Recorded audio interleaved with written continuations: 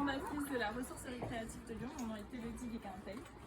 Et donc nous avons tous chez nous des objets dont on ne sait pas quoi faire, mais qu'on ne veut quand même pas jeter à la poubelle. Dans les pays anglo-saxons, ces objets sont donnés à des structures du réemploi qui sont en général en plein centre-ville. Et j'ai même habité dans des villages en Australie où la seule et unique boutique qu'il y avait était une boutique de seconde main. Quand je suis arrivée en France, c'était vraiment pas le cas et j'étais très surprise par la mauvaise presse qu'a la seconde main. Et c'est vraiment l'objectif de la ressourcerie de changer ça.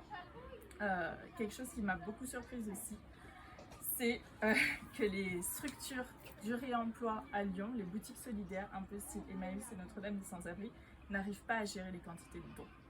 Pour vous donner un petit chiffre, Notre-Dame des Sans-Abri, qui est donc l'équivalent de Emmaüs ici à Lyon uniquement, il récupère 12 tonnes par jour de vêtements. Ouais. D'où l'importance vraiment d'agir ensemble pour modifier tout ça.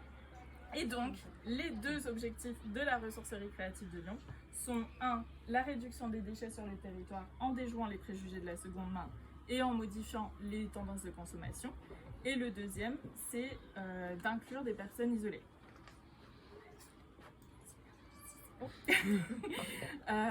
Donc, comme vous pouvez le voir ici à la ressourcerie, nous avons une boutique de seconde main. Notre objectif est qu'elle soit super jolie, attrayante. C'est un très très gros boulot de la part des bénévoles parce qu'on a énormément de dons à chaque fois. Ouais. Et notre objectif est de toucher des personnes qui ne sont pas forcément sensibilisées aujourd'hui, qui ne vont pas chez Emmaüs et Notre-Dame Sans-Abri, le Secours Populaire, etc. et les sensibiliser à ces boutiques pour qu'ils puissent y aller. Nous avons aussi un accueil des dons, donc vous pouvez apporter des dons si vous le souhaitez, des choses qui vous encombrent, dont vous ne savez pas trop quoi faire. On accepte toutes les choses qui sont propres, en bon état de fonctionnement. Et pas de meubles et d'encombrants, parce que si on met un canapé ici, on ne peut plus rentrer. Et après, on a aussi des ateliers de création et de réparation.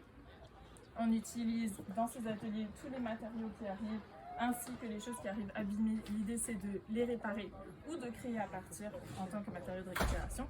Et enfin, quelque chose qui plaît beaucoup, c'est un service de location d'objets d'utilisation occasionnelle. Si vous avez un mariage et vous avez besoin de chaussures, ou un anniversaire, vous avez besoin de vaisselle, c'est ici qu'il faut. Voilà. Alors, pour commencer les remerciements, le plus important pour moi, c'est tous les bénévoles de la ressourcerie. Sans vous, j'aurais jamais pu faire ça. Et au nom de l'équipe de la ressourcerie, je veux aussi dire un grand merci à nos familles et nos amis qui doivent qui en souffrent des fois. Donc merci beaucoup à eux. Et nous n'aurions jamais pu faire ça sans le soutien de nombreuses structures d'accompagnement. Il y a Ancilla, il y a les réseaux nationaux et régionaux des ressourceries, la CCI, les boucles avec Ronalpia. Et évidemment, on a besoin de soutien financier, car pour ceux qui ne le savaient pas, ici c'était brut de béton. Il y a quelques années, on a eu plus de 100 000 € de travaux à faire, donc on a eu besoin de vraiment trouver des financements pour rendre ce local ce qu'il est actuellement. Et donc on a eu beaucoup d'aide de la région, de la métropole de Lyon, de la CERL, qui va parler tout à l'heure, de l'ADEME, des Cigales, qui sont ici également. Merci beaucoup. La Fondation de soutien à l'innovation sociale, la Fondation Terre d'initiative solidaire, tous nos clients qui viennent nous soutenir tous les jours et les participants du financement participatif de 2021. Pour les travaux, on a eu beaucoup d'aide aussi de notre architecte qui a réussi à réduire énormément notre facture de travaux avec tout, c'est que du réemploi.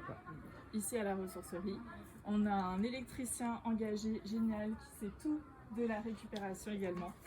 Si vous voulez leurs coordonnées, je peux vous les donner. Et je vais m'arrêter là parce que si je continue à parler des partenaires, on y est encore demain. Et je vais laisser Camille parler et après Laurent Châtillon de la salle.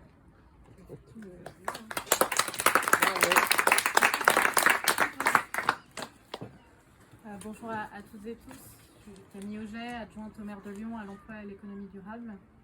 Et à ce titre, j'ai vraiment un grand plaisir à être là aujourd'hui pour quatre raisons.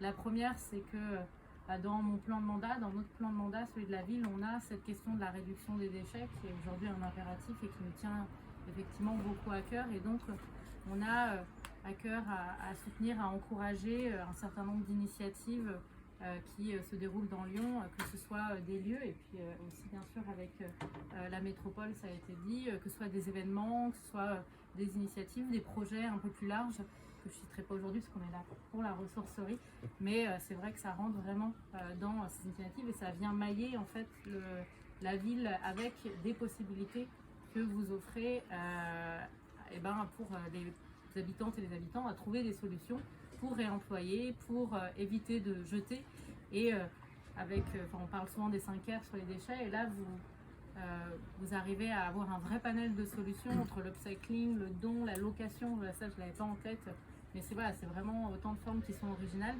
La deuxième raison, c'est que vous êtes labellisé Lyon Ville équitable et durable, donc un autre point important de ma délégation, c'est encourager la consommation responsable et on a ce label qui s'appelle encore pour quelques semaines Lyon Ville équitable et durable, mais qui va changer de nom. Voilà, ça va en juillet lors de la soirée délabellisée, mais donc qui est une boussole en fait pour les Lyonnaises et les Lyonnais pour consommer plus responsable. Et donc les structures qui l'ont sont des structures qui sont très engagées environnementalement, socialement et sociétalement. Et donc la ressourcerie est labellisée depuis cette année, je crois. Nouveau labellisé, je te remettrai le label en juillet et ça récompense vraiment une vraie démarche complète, donc vraiment je t'en félicite. La troisième raison, c'est bien sûr parce que on parle beaucoup de ville du quart d'heure, de diversité commerciale et on est dans un quartier où on a pu mettre en œuvre ça, donc je remercie évidemment beaucoup la CERL puisque on est en marge de la ZAC des Girondins, donc avec une intervention dedans. On est dedans. Oui. D'accord, j'ai pas le périmètre parfaitement. On est dedans. Avec une intervention publique qui a été forte et des locaux commerciaux qui ont fait l'objet d'un vrai travail pour savoir qu'est-ce qu'on allait mettre dedans, qui on allait mettre dedans. Et donc nous, notre contribution était assez modeste finalement, mais on a en tout cas pu faire cette mise en relation avec la CERL pour vous permettre de vous rencontrer et faire en sorte que vous puissiez vous installer ici et on en est ravis parce que ça met en œuvre cette diversité commerciale et cette ville du quart d'heure qui nous est si chère. Et la dernière raison, c'est le lien social. On a parlé, la lutte contre l'isolement, contre l'exclusion. Donc vous organisez un certain nombre d'ateliers, d'événements, d'animations et ça c'est très important. On a besoin des commerces de proximité, on a besoin des lieux comme vous pour créer ce lien social et je vous en remercie. Merci évidemment à tous les bénévoles, ça a été dit, parce que sans vous, ce lieu ne pourrait pas vivre. On a besoin des forces bénévoles, on a besoin de l'engagement des uns et des autres pour justement faire vivre des initiatives comme ça. Donc merci et bon anniversaire, j'espère qu'il y en aura beaucoup d'autres par le futur. Et sur la stratégie pauvreté. Et donc je suis très contente d'être là parce que j'avais pas encore eu l'occasion de venir et c'est quelque chose au-delà du fait de participer, on va dire, à gérer en fait toutes les choses justement qu'on a chez soi qui sont inutiles et qui pourraient, on va dire, polluer la planète pour faire simple. Effectivement, là on trouve justement du réemploi. Je trouve ça très intéressant qu'il y ait des locations parce que c'est vrai que ça se voit pas souvent. Des locations de seconde main, on va dire, donc ça c'est très chouette. Et puis au-delà de ça, comme l'a dit Camille, également l'importance de faire du lien aussi avec des personnes qui sont un peu plus seules, du coup un petit peu plus isolées, donc je trouve ça vraiment très très très intéressant. Donc voilà, si en plus après à un moment donné vous faites de l'insertion, ça sera encore non, je plaisante, mais voilà, en tout cas je suis très contente d'être là. Bravo. À remercier aussi tous les bénévoles, toutes les personnes qui sont investies là-dedans. Donc voilà, je vous remercie.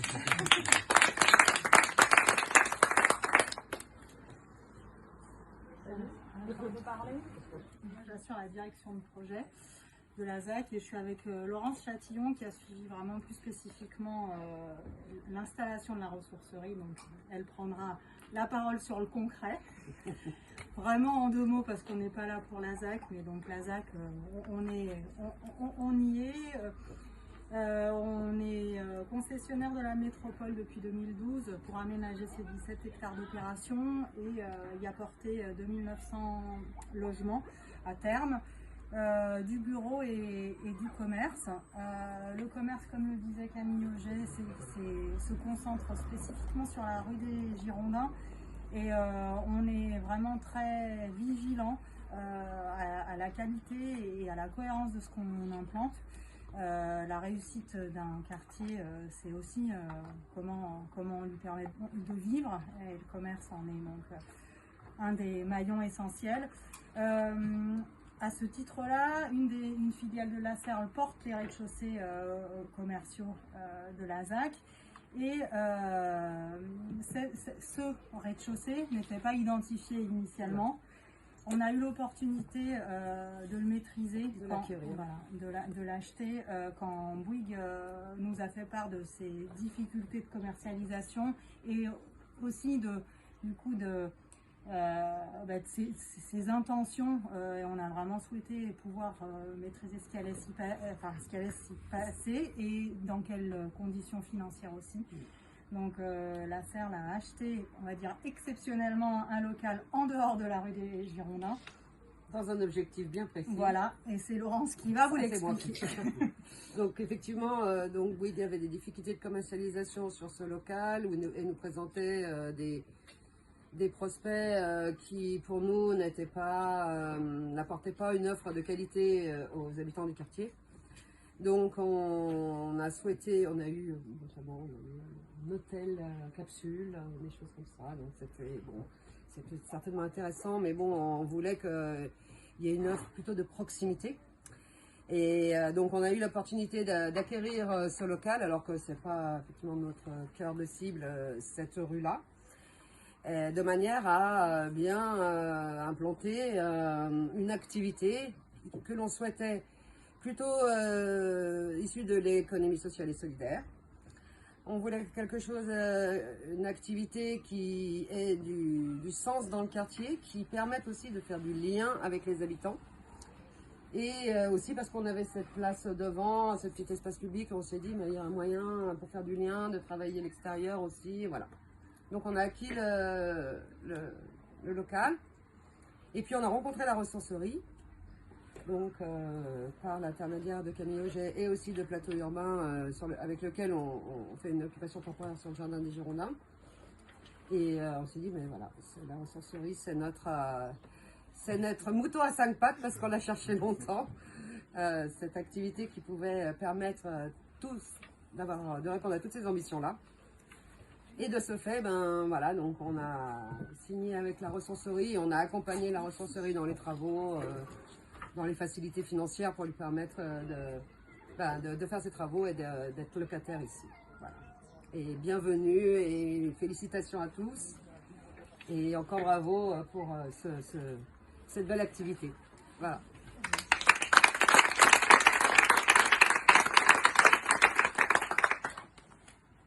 Je fais visiter rapidement.